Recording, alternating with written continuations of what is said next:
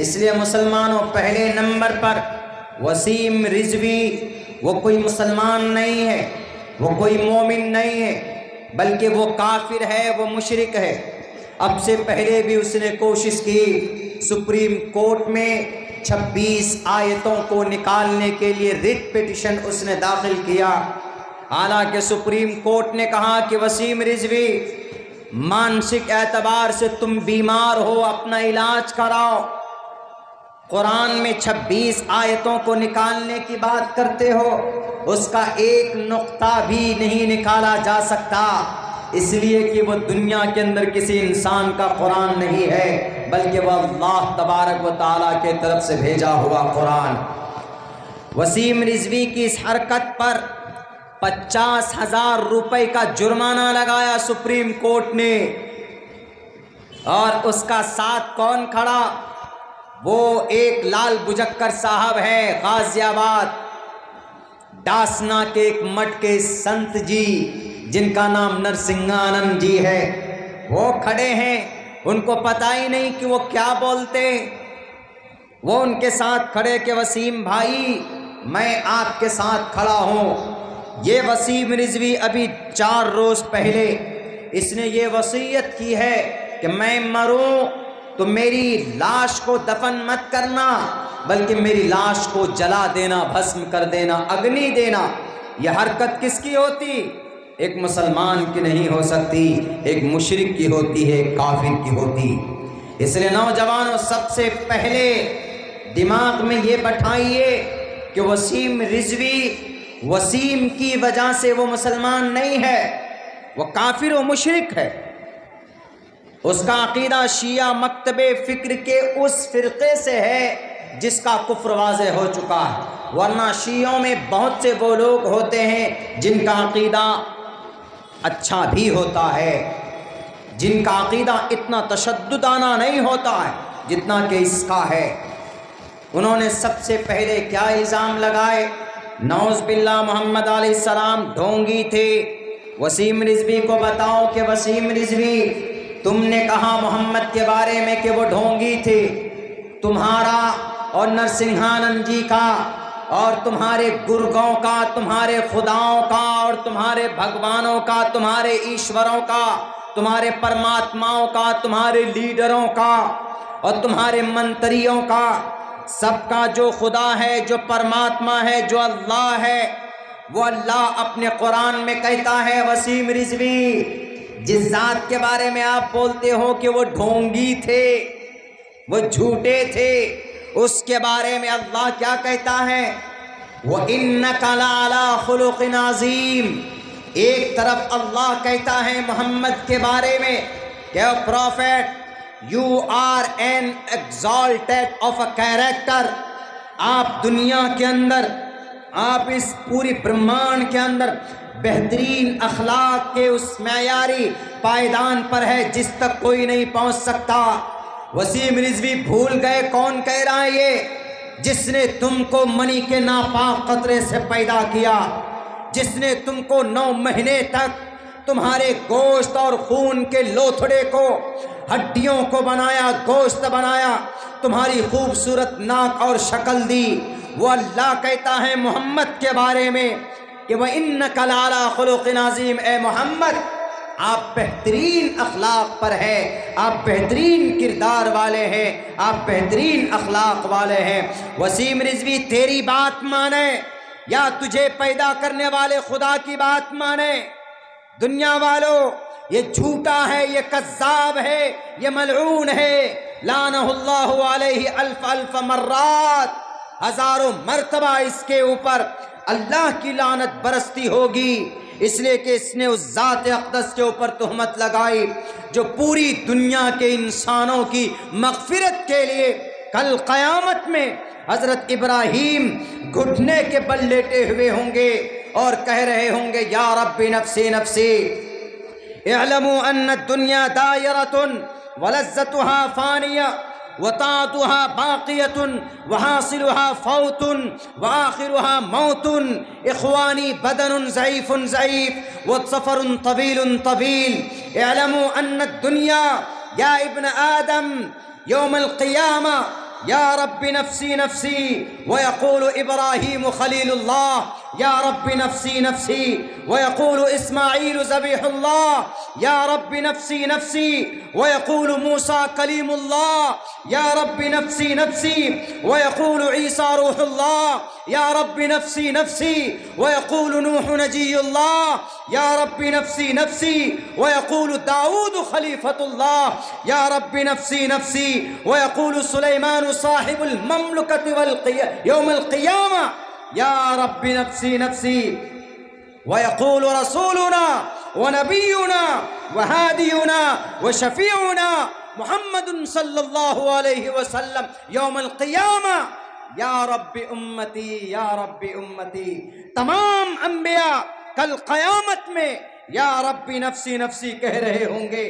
تب جا کر وہ نبی جس کے بارے میں تم ڈھونگی بولتے ہو وہ ربی تمہاری بھی مغفرت کے لیے اگر ایمان تم میں ذرہ برابر موجود ہے وہ تمہارے لیے بھی بولیں گے یا رب امتی یا رب امتی، یا اللہ ہماری امت کی مغفرت اور بخشش فرما دے.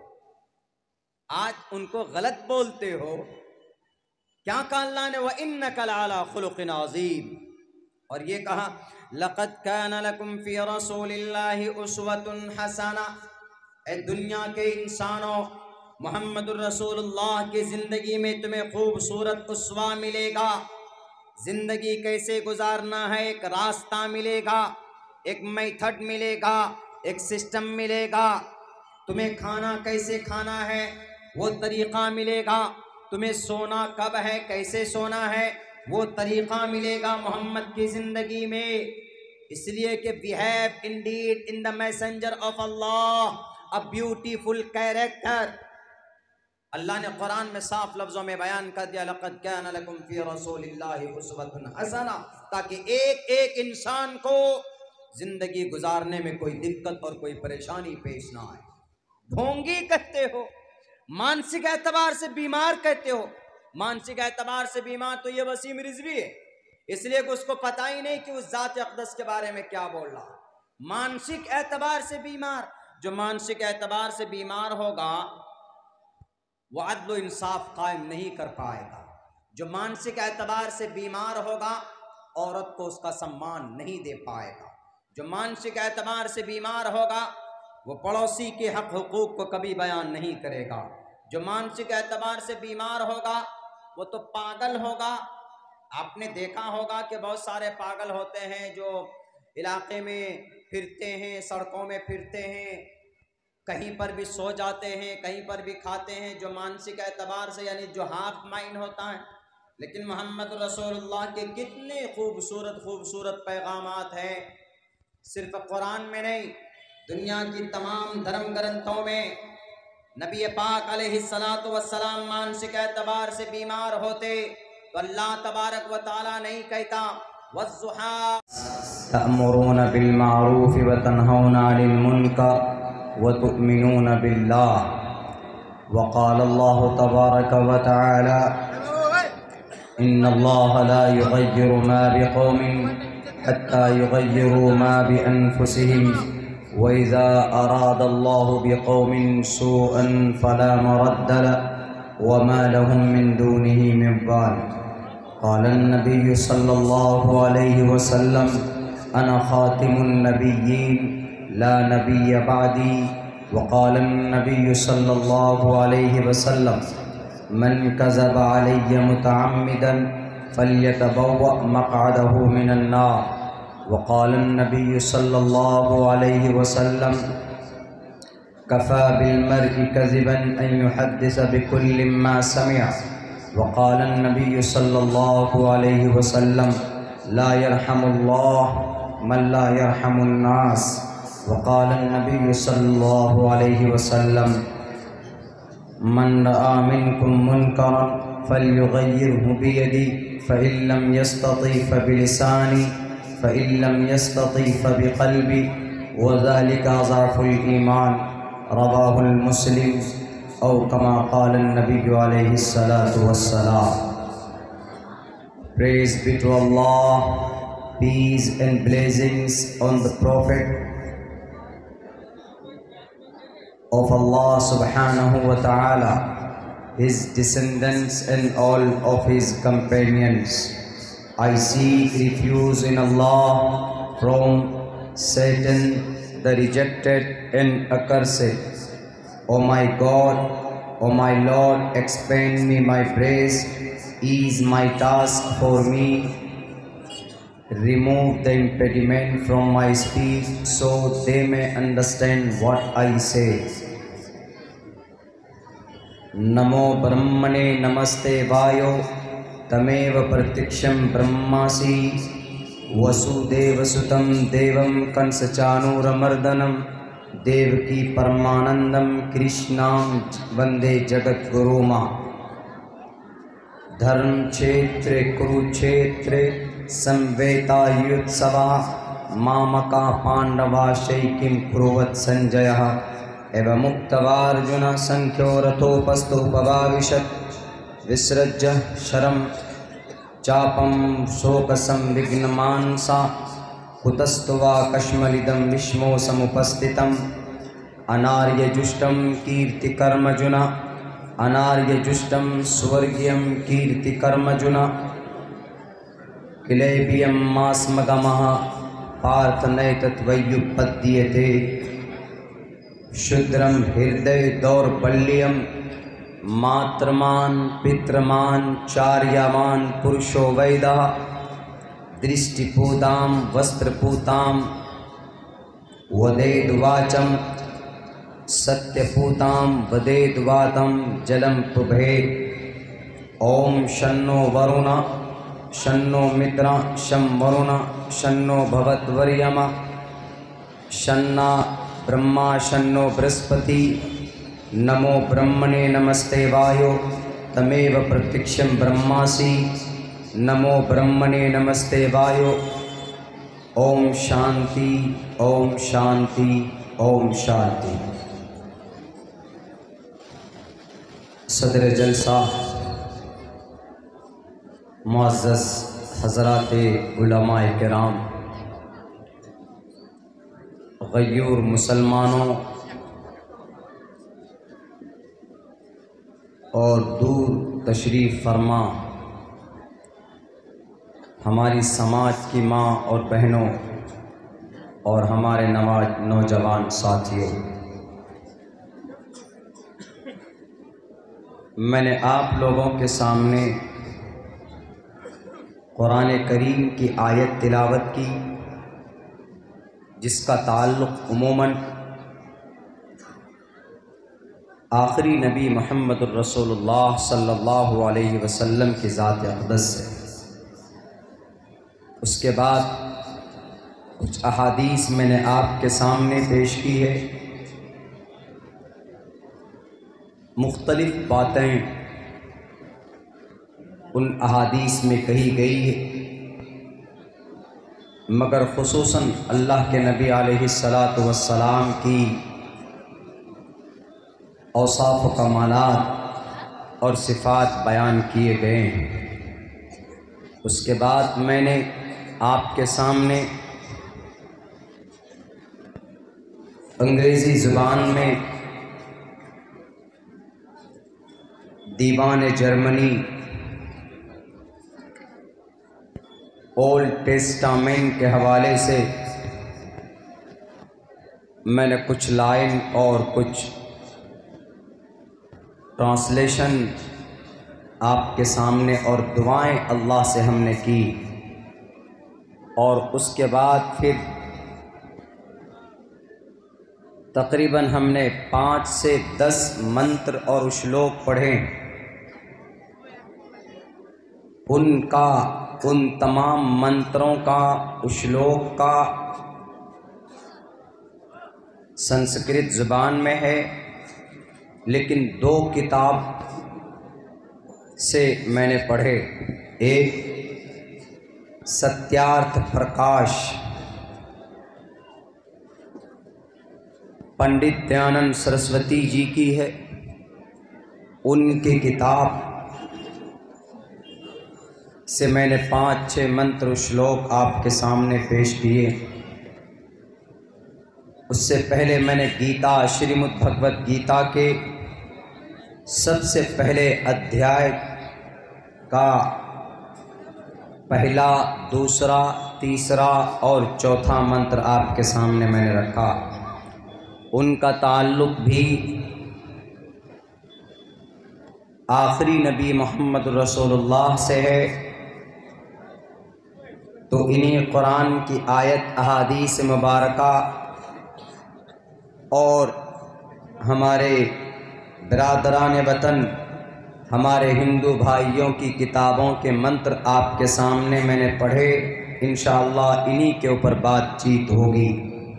اس کے بعد پھر میں نے ایک چھوٹا سا جملہ پڑھا، ماترمان پترمان چاریاوان پرشو ویدا پرشستا دھارمکی ودیشی یسسا ماسما گمہ۔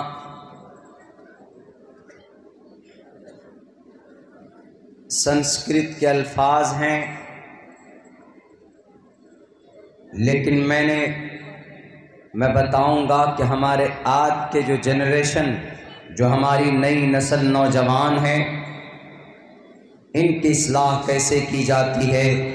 حضرت عبداللہ ابن عباس کی حدیث کو ہم نے سنسکرت زبان میں پیش کرنے کی کوشش کی۔ انشاءاللہ اگر آپ لوگوں کا ساتھ ہوگا تو میں تفصیل سے سمجھانے کی کوشش کروں گا، ورنہ اگر اللہ کا فضل ہوگا تو اور مزید ڈیٹیلز آپ کے سامنے آئیں گے اور میں بتاتا چلوں گا، ورنہ میری کیا ہمت، میں تو ایک طالب علم ہوں۔ میرے سامنے مجھ سے پہلے بہت اچھی تفصیل کے ساتھ بالاستیعاب باتیں حضرت مفتی صاحب کی آ چکی۔ ہمارے استاذ ہیں، ہم اپنے مشفق اور مربی سمجھتے ہیں، آپ کے علاقے کے رہبر ہیں، آپ کے علاقے کے وارثین انبیاء کے ٹاپ لسٹوں میں حضرت کا نام آتا ہے۔ بنگال کی دھرتی میں سب سے پہلے میری حاضری حضرت مفتی صاحب کے مدرسے میں ہی ہوئی تھی، سب سے میرا پہلا پروگرام۔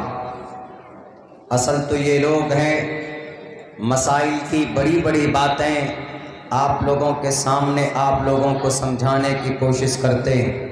ان اکابر کی دعاؤں کے صدقے میں اپنی زبان کی اصلاح کی غرض سے میں کچھ بول پاتا ہوں۔ میرے بھائیو، آج میں آپ لوگوں کو بتاؤں گا، سمجھاؤں گا۔ آپ لوگوں نے دیکھا ہوگا کہ ابھی کچھ دنوں پہلے مخصوص انداز میں محمد رسول اللہ صلی اللہ علیہ وسلم کی ذات اقدس پر توہین آمیز کلمات کہے گئے، غلط ٹپنی اور غلط باتیں کہی گئی۔ میں قرآن کی روشنی میں، احادیث کی روشنی میں، دنیا کے شاستروں کی روشنی میں ان کی غلط فہمی کو اور ان کی باتوں کا میں جواب دینے کی کوشش کروں گا۔ ہم مسلمان ہیں،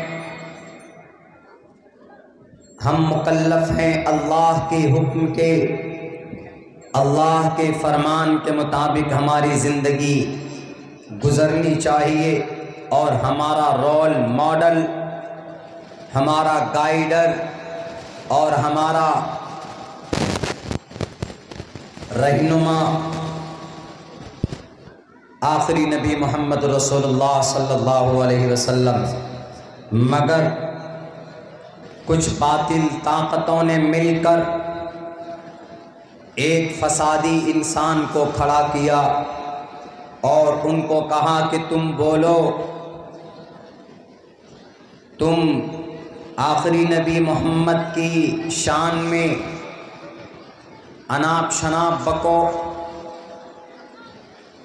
ڈھونگی کہو، ان کو مانسک اعتبار سے بیمار کہو، اور ان کے اوپر الزام لگاؤ العیاذ باللہ کہ وہ عورتوں کے شوقین تھے۔ یہ 3 بڑے الزام لگائے گئے۔ ایک آدمی بولتا ہے کہ مولانا کنفیوز میں ہوں، کنفیوژن پیدا ہو گئی، کیا واقعتاً اس بندے کی یہ بات پروفیٹ محمد کے بارے میں جو اس نے کہی ہے کیا وہ صحیح ہے یا صحیح نہیں ہے؟ تو صحیح کیا ہے آپ ہمیں بتائیں۔ تو میری ذمہ داری تھی ایک بحیثیت طالب علم کہ قرآن و شریعت ہمارے سینوں میں ہے، شریعت پر کوئی انگلی اٹھائے، نبی اور اللہ کے بارے میں اگر کوئی غلط ٹپنی کرے تو ان کی غلط باتوں کا جواب دینا ہماری ذمہ داری ہے اور ہمیں دینا پڑے گا۔ غلط باتوں کی تردید کے لیے، فسادیوں کے فساد کو روکنے کے لیے آسمان سے حضرت جبرائیل نہیں آئیں گے، کوئی نبی تو نہیں آنے والے، بلکہ ہمیں اور آپ کو کھڑا ہونا ہوگا اور اللہ ہمیں اور آپ میں سے باطل کے سامنے حق بنا کر کسی کو پیش کرتا۔ اگر آج کی تاریخ میں کسی نے من بنا لیا کہ میں فرعون ہوں تو اس کو دماغ میں یہ بات بھی رکھنی چاہیے کہ جب فرعون آتا ہے تو اس کے سامنے میں اللہ موسیٰ کو حق بنا کر کھڑا کرتا ہے۔ اگر آج کی تاریخ میں موجودہ وقت کے حکمران اپنے آپ کو فرعون سمجھتے ہیں تو وہ یہ بات بھی جان لے اللہ کے قرآن کا فرمان ہے جاء الحق وزهق الباطل ان الباطل کان زہوقا۔ اگر کوئی فرعون ہے تو اس کے سامنے میں موسیٰ ضرور آئے گا، اگر کوئی ہٹلر ہے تو اس کے سامنے میں صلاح الدین ایوبی ضرور آئے گا، اگر کوئی ابو جہل ہے تو اس کے سامنے میں معاذ اور معوذ ضرور آئیں گے، اگر کوئی ابو لہب ہے تو اس کے لیے جبرائیل امین کے ساتھ میں تبت یدا ابی لہب کا پیغام سامنے آئے گا۔ میرے بھائیوں، میرے ساتھیوں، میں وہ بات سمجھانے کی کوشش کروں گا۔ اس شخص نے آخری نبی کے بارے میں بہت بھدے الفاظ کہے، آپ نے ویڈیو میں سنا ہوگا، آپ نے دیکھا ہوگا۔ اس آدمی کا نام، اس شخص کا نام میں بتانا ضروری سمجھتا ہوں۔ اس کا نام وسیم رضوی، اس کا تعلق شیعہ کمیونٹی سے۔ شیعہ میں ایک فرقہ ہوتا ہے رافضی کا، اور جو رافضی بالاتفاق وہ کافر اور مشرک ہوتے۔ رافضی شیعہ جو ہوتا ہے اس کا عقیدہ محمد کے بارے میں، چاروں خلفاء کے بارے میں، اماں عائشہ کے بارے میں اور قرآن کے بارے میں ان ایکسیپٹیبل ہوتا ہے۔ وہ یہ کہتے ہیں کہ جو قرآن نازل کیا گیا محمد پر وہ غلطی سے قرآن محمد کے اوپر نازل ہوا، بلکہ وہ قرآن تو حضرت علی کے اوپر نازل ہونا تھا۔ غلطی ہو گئی حضرت جبرائیل سے، وہ محمد کے پاس چلے گئے، ورنہ وہ پیغام لا رہے تھے حضرت علی کے لیے۔ ایک تو یہ عقیدہ کنسپٹ ان کا غلط ہے، اور دوسرا عقیدہ ان کا یہ ہوتا ہے کہ خلیفہ مولائے کل، مختار کل، مولا علی کائنات میں اللہ سے بھی بڑھ کر حضرت علی کو مولا کا درجہ دیتے ہیں۔ خلفاء میں سے حضرت ابو بکر کو، حضرت عمر فاروق کو، حضرت عثمان کو، ان کو نہیں مانتے، وہ تسلیم نہیں کرتے۔ اور تیسرا ان کا مذموم عقیدہ یہ ہے امہات المؤمنین اماں عائشہ رضی اللہ تعالی عنہا کے اوپر زنا کے وہ تہمت بھی لگاتے، جبکہ حضرت عائشہ صدیقہ رضی اللہ تعالی عنہا کی پاکیزگی کی کو بیان کرنے کے لیے اللہ نے پوری صورت نازل فرما دی۔ میرے بھائیوں، 18ویں پارے کے اندر سورہ نور کے نام سے ہے، جس کو یقین نہ ہو، جس کو شک ہو تو وہ اٹھا کر دیکھ سکتا ہے اور پڑھ سکتا ہے۔ تو یہ رافضی شیعہ کا یہ عقیدہ ہوتا ہے۔ ایک عقیدہ یہ بھی ہوتا ہے ان کا کہ جو قرآن کے 30 پارے ہیں، یہ قرآن پورا نہیں ہے بلکہ 10 پارے اور چھپے ہوئے ہیں۔ ایک امام صاحب لے کر ایک غار میں چھپ گئے، وہ 10 پارے لے کر آئیں گے قرب قیامت میں۔ یہ قرآن ناقص ہے، ان کا یہ عقیدہ ہے، ان کا یہ کانسیپٹ ہے۔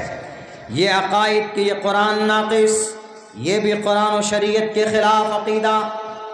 چاروں خلفاء میں سے کسی کو نہیں مانتے۔ اصحابی کالنجوم بأیہم اقتدیتم اہتدیتم، اس عقیدے کے خلاف ان کا عقیدہ۔